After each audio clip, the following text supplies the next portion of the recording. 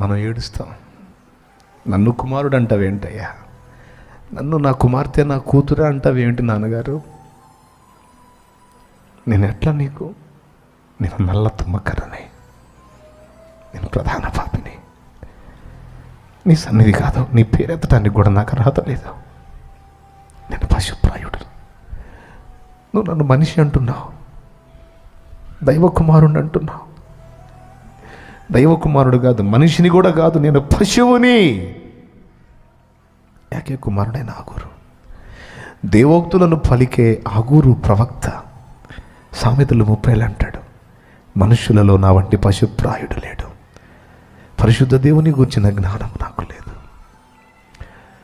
ఆ మెట్టులో మనం దేవునితో అలా పశ్చాత్తాపడి దేవుని సన్నిధికి మనం చేరతాం. మనం ఏడుస్తాం. నన్ను కుమారుడు అంటావేంటయ్యా, నన్ను నా కుమార్తె నా కూతురు అంటావేంటి నాన్నగారు,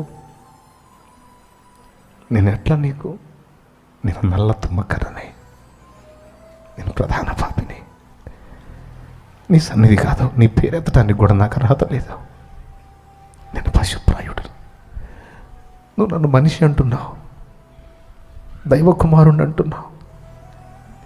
దైవ కుమారుడు కాదు, మనిషిని కూడా కాదు, నేను పశువుని. యాకే కుమారుడైన ఆగూరు, దేవోక్తులను పలికే ఆగూరు ప్రవక్త సామెతలు 30 అంటాడు, మనుషులలో నా వంటి పశుప్రాయుడు లేడు, పరిశుద్ధ దేవుని గూర్చిన జ్ఞానం నాకు లేదు.